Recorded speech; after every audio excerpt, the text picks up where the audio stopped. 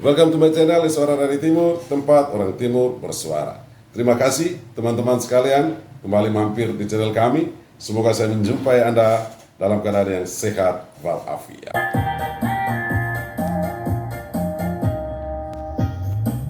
Teman-teman sekalian, beberapa saat yang lalu, manajer timnas Indonesia Sumarji kembali menyatakan ke publik bahwa minggu depan akan ada pengumuman pelatih baru timnas. Publik pun pasti bertanya-tanya, siapakah yang akan menjadi arsitek dari Garuda? Kalau kita merujuk pada rumor yang lagi ramai bicarakan saat ini, ada dua nama yang santer diperbincangkan publik.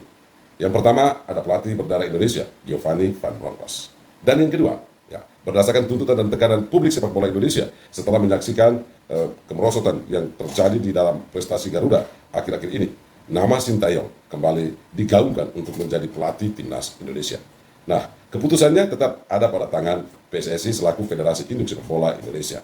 Tetapi persoalan yang akan kita bahas di kesempatan ini adalah jika STY tidak terpilih menjadi pelatih Garuda, apa dampaknya bagi perkembangan sepak bola nasional kita di tengah kemerosotan saat ini? Lalu, dan apa tantangan bagi kebijakan-kebijakan yang dilakukan oleh PSSI?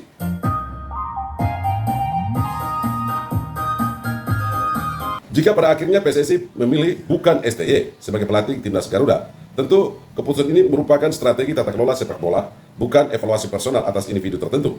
Di konteks ini, kita menerima peran seorang pelatih sebagai arsitek kebijakan teknis, sedangkan federasi sebagai arsitek arah jangka panjang. Tetapi keputusan seperti ini tentu lahir bukan tanpa dampak, bukan pula tanpa tantangan. Oleh karena itu, analisis yang relevan bukan terletak pada apakah STY berhasil atau gagal di zaman sebelumnya, melainkan terletak pada apa implikasi sistemik ketika sebuah proyek pelatihan jangka menengah dihentikan sebelum mencapai fase konsolidasi. Inilah yang menjadi titik pijak pembahasan kita kali ini. Namun sebelum kita mulai, jangan lupa like, comment, share, and subscribe video ini.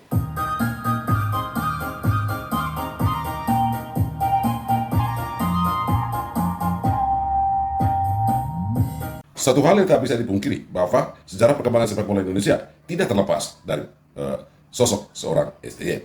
Sejak 2019 hingga 2024, pelatih asal Korea Selatan ini berhasil mengubah wajah sepak bola Indonesia, serta pula memberikan optimisme baru bagi fans Garuda.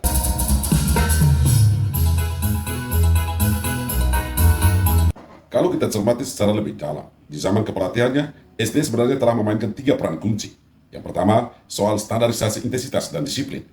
STY mampu melakukan penyesuaian para pemain Indonesia terhadap tuntutan fisik sepak bola internasional. Kita tahu, metode kepelatihan STY yang menekankan fisik yang kuat bagi para pemain dan menuntut para pemain untuk bisa bermain lebih dari 90 menit. Hasilnya terbukti, para pemain timnas Indonesia bahkan mampu main 120 menit, misalnya saat mengalahkan Korea Selatan di ajang Piala Asia U23. Sebuah prestasi yang belum pernah terukir sebelumnya. Yang kedua, soal mengintegrasi sumber daya pemain. Di zaman STY ada para pemain diaspora dan pemain lokal yang diintegrasikan secara baik oleh STY. Dan STY menekankan naturalisasi demi kepentingan taktis. Hasilnya, sebut saja nama-nama seperti Rizky Ridho, Marcelino Ferdinand, Witan Sulaiman, Egy Maulana Fikri mampu bersaing secara kualitas dengan para pemain diaspora yang berpengalaman Eropa. Dan yang ketiga, STY berperan menciptakan kerangka dasar bermain bagi timnas Indonesia. Timnas di zaman STY, kita melihat ada pressing, ada transisi cepat, dan ada organisasi bertahan yang berdasarkan prinsip dasar.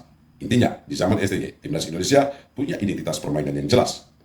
3 peran ini, jika dalam istilah pembangunan sepak bola, sebenarnya STY sedang berperan dalam fase institusionalisasi awal, di mana ada nilai, ada metode, ada kebiasaan baru yang diperkenalkan, namun belum sepenuhnya mengakar. Konyolnya, PSSI justru memecat STY dan menggantikannya dengan private yang kemudian menghancurkan dan meruntuhkan segala fondasi yang telah dibangun. Hasilnya, timnas Indonesia merosot jauh hampir di semua ajang internasional.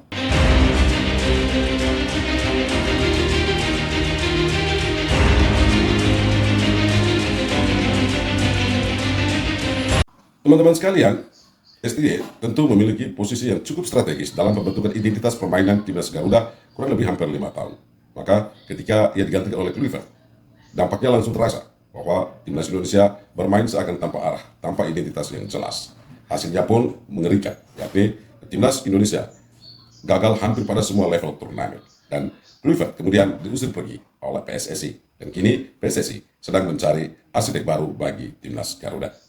Fans pun kemudian menyerukan agar STY segera dikembalikan pada kursi kepelatihan timnas Garuda. Namun, Erick Thohir menyatakan STY adalah masa lalu bagi timnas Indonesia.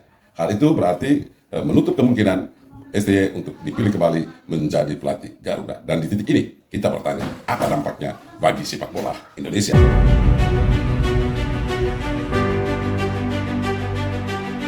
Guys, paling kurang ada 3 dampak utama yang ketika Sintayong tidak terpilih menjadi pelatih timnas Indonesia. Yang pertama, putusnya kontinuitas filosofi permainan, diskontinuitas filosofis permainan. Setiap pergantian pelatih itu berarti reset. Nah, reset taktik, reset peran pemain, dan reset kultur bermain. Nah, tim bisa saja kembali kepada adaptasi awal untuk disesuaikan dengan strategi pelatih baru. Lalu pemain itu sendiri bisa mencari identitas yang lebih cocok dengan taktik dari seorang pelatih yang melatihnya. Lalu di titik ini pula program kerja jangka menengah dari sebuah sepak bola itu bisa saja terganggu. Kalau kita merujuk beberapa negara besar, justru lebih menekankan atau mempertahankan kontinuitas filosofis bermain.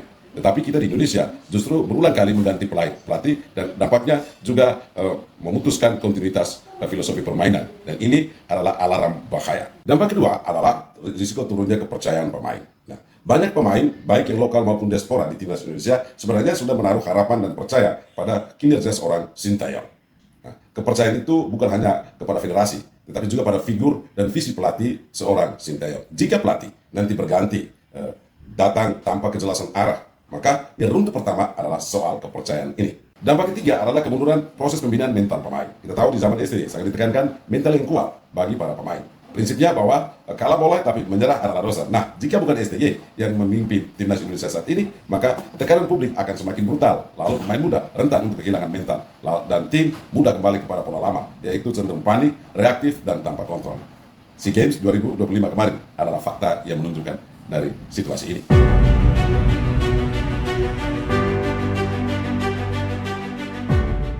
Ketika PSSI tidak memilih STY sebagai pelatih timnas saat ini, tentu bukan tanpa tantangan. Apalagi pula, mayoritas fans Garuda kini sedang menginginkan STY kembali. Jika federasi berani mengambil langkah strategis ini, maka beberapa tantangan berikut akan selalu mengiringinya. Yang pertama, soal konsistensi kebijakan. Jika STY tidak dipilih, PSSI wajib menjawab satu pertanyaan besar ini, yakni apa filosofi sepak bola Indonesia saat ini. Tanpa jawaban ini, maka pelatih yang dipilih cuman sekedar pemadam kebakaran dan proyek jangka panjang dalam sebuah roadmap hanya sebuah jargon. Yang kedua, soal legitimasi publik. Kita tahu publik sepak bola Indonesia sangat-sangat fanatik. Publik Indonesia saat ini marah bukan karena kalah, tetapi publik marah karena merasa dibohongi soal proses yang telah sekian lama dibangun bersama Sintayong. Nah, jika Sintayong tidak bisa dikembalikan, maka PSSI dalam tata kelolanya harus transparan, lalu kurangi narasi-narasi yang bersifat politis dan pembenaran administratif. Tantangan ketiga adalah pemilihan pelatih yang setara kualitasnya ataupun lebih baik dari STY. Artinya di sini, mengganti STY bukan sekedar mengganti CV dan mengganti nama besar, tetapi mengganti kepemimpinan dalam sepak bola. Pelatih terpilih nanti harus memiliki filosofi yang jelas, lalu mampu menghadapi tekanan publik, lalu serta paham konteks pemain timnas Indonesia, serta mampu dan berani menghadapi struktur federasi. Jika tidak, maka masalahnya bukan soal STY tidak bisa kembali, tapi PSSI tidak mampu atau tidak siap memimpin perubahan.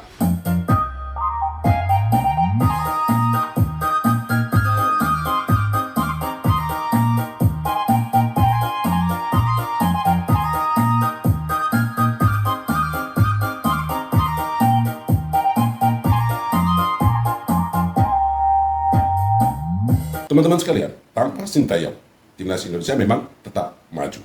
Namun pertanyaannya, maju ke arah mana? Apakah akan kembali ke pola lama, sepak bola instan dan reaktif, ataukah transformasi sejati? Dan jika PSSI itu berani, jujur, dan transparan, tanggung jawab sepak bola Indonesia saat ini ada di pundak PSSI. Karena itu semestinya tidak ada lagi yang kami hitamkan. Sejarah tidak akan mengingat siapa yang memilih dan memecat pelatih. Sejarah hanya mencatat satu hal, apakah sepak bola Indonesia berani menjaga proses atau kembali mengkhianatinya. Jika STY tidak terpilih, maka PSSI harus membuktikan bahwa keputusan strategisnya ini bukan sebuah kemunduran, tapi lompatan berikutnya. Dan kini publik sedang menunggu bukti itu. Terima kasih telah menyaksikan.